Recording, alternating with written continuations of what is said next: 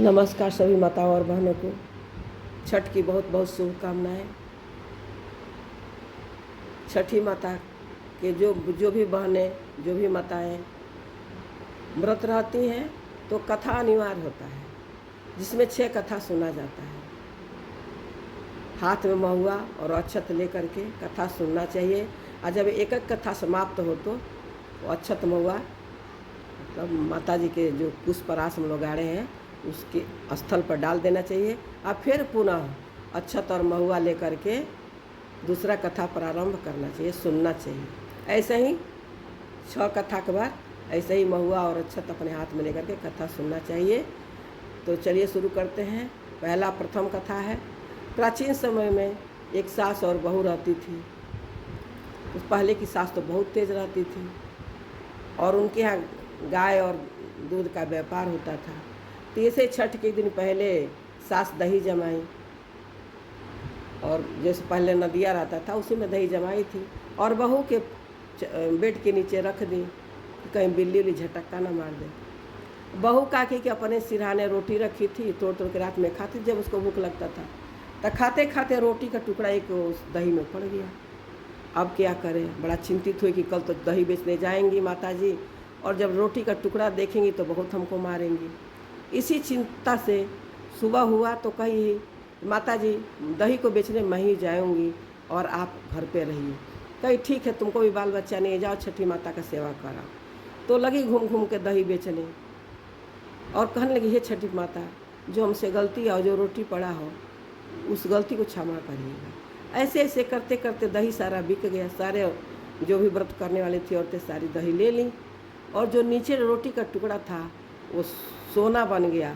वो सोना का टुकड़ा बहुत बड़ा टुकड़ा बन गया, जिसको लेके हंसते हुए घर पे आई।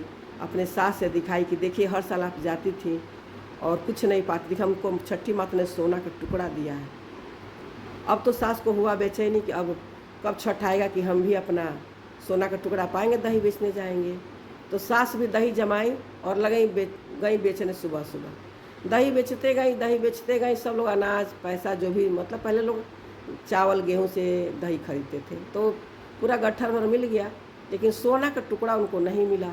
तो घर पे आई और कहीं कि तुम क्या की कि तुमको सोना का टुकड़ा मिला और हमको नहीं मिला। तो वो बताई सारा वृत्तांत कि माता जी ऐसी सी बात थी, आपके डर से हमने गया और छठी माता ने अपना आशीर्वाद हमको दिया, तो हमारा जो रोटी का टुकड़ा था वो सोने का टुकड़ा हो गया और आपको अनाज ही मिला। तो सास कहीं अच्छा ये बात है। तो छठी माता पे जो ध्यान और मन से पूजा करता है ऐसे ही प्रसन्न होती हैं भक्तों बहनों। अब दही अक्षत और महुआ थाले में डाल दीजिए पुष्परास के। अब दूसरा कथा हम प्रारंभ करते हैं। नंबर 2 कथा। दूसरा कथा ये है कि एक राजा और रानी थे। उनके कोई बाल बच्चे नहीं थे। रानी बड़ा दुखी रहती। राजा तो अपने प्रजा में रहते थे दिन भर, लेकिन रानी 6 शादी किए राजा औलाद के दुखी से, लेकिन 6 रानी को कोई नहीं था। और संजोग देखिए कि जो राजा के दरवाजे पे गाय भैंस बंधी थी उन सबों को भी मतलब कोई बच्चा आदि औलाद नहीं था। तो रानी लोग बड़ा दुखी रहती थी, वो क्या बात है कि हमको भी बाल बच्चा नहीं है, मेरे भैंस और गाय को भी नहीं है। तो भैंस सुबह चरने चली जाती थी खेत में। यही छठी का दिन पड़ा, औरतें सारे नदी के किनारे पूजा कर रही थी। जब सारी औरतें पूजा करके चली गई तो भैंस क्या की, वहीं लोट पोट की और कान में जो अक्षत मिला था, कान में उसके अक्षत अटक गया भैंसियों के। तो सब ले आई, डायरेक्ट आंगन में गई, राजा के आंगन में। सब लोग हाँ हाँ करते, लेकिन आंगन में चली गई और अपना कान झाड़ झाड़ के अक्षत गिरा दी। रानी लोग का जानी, पता नहीं क्या उन लोग के मन में आया कि वो प्रसाद जान के अपना अपना 6 रानी लोग ग्रहण कर ली। और संयोग देखिए, छठी माता की कृपा देखिए कि 6 रानी को एक एक पुत्र हुआ और भैंस को भी बच्चा हुआ। तो छठी महारानी ऐसी अपनी आशीर्वाद अपने सेवकों और भक्तों को देती हैं। बोले छठी महारानी की जय। बहनों, तीसरा कथा है। महुआ अक्षत डाल दीजिए। तीसरा कथा है। एक सौतेली माँ थी और एक लड़की थी जो उसकी सौतेली माँ थी। तो सौतेली माँ तो जानते ही आप लोग की मानती नहीं है, अपने बच्चे मानती नहीं है। अब क्या करे, बड़ा बेचारी दुखी रहती थी। सोचती थी कि इसको कैसे कैसे कैसे गरीब घर ढूंढे कि इसको बहुत गरीब घर में शादी करेंगे। लेकिन वो लड़की थी, भगवान की बहुत बड़ा भक्त थी, पूजा पाठ करती थी। ऐसे सोचते सोचते वो सयानी हो गई। पूजा पाठ करते करते रानी उसको बहुत मारती थी कि तुम क्यों पूजा पाठ करो, फिर भी वो चुपके चुपके करती थी। कहीं भी जब लड़का ढूंढने जाती थी तो अगर एक ठो छप्पर भी रहता तो कभी इसके पास तो बड़ा राज है, वो बड़ा सुखी रहेगी।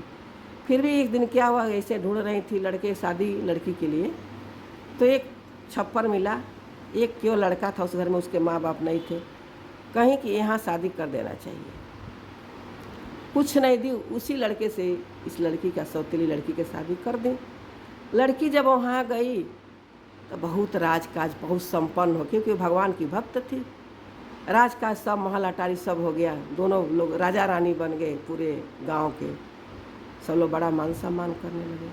जब कई साल बीत गया तो रानी को होश आया, वो अपने सौतेली बेटी को पता नहीं कहाँ शादी कर आए। देखें, राजा को भेजे कि देखें क्या बात है, कैसी है, मर गई कि जिंदा है, क्या है। अब झूठ मूठ का नखड़ा छछन करके भेजी राजा को। गए राजा तो जहाँ जगह शादी किए थे उस जगह पे बहुत बड़ा महल अटारी, राजा रानी सिंहासन पर विराजमान थे। वो अपने पिताजी को देखी तो पहचान गई, आके दौड़ के पैर पकड़ी, कही ये पिताजी हम ही हैं जो माँ हमको ले आके यहाँ कर दी थी। आज भगवान के भक्ति, छठी माता कृपा से मेरे पास सब कुछ है। माता रानी ऐसे ही अपनी कृपा बरसाती है अपने भक्तों पे। बोले छठी महारानी की जय। ये 3 कथा हो गया, महुआ और अक्षत थाले में डाल दीजिए। बोले छठी महारानी की जय।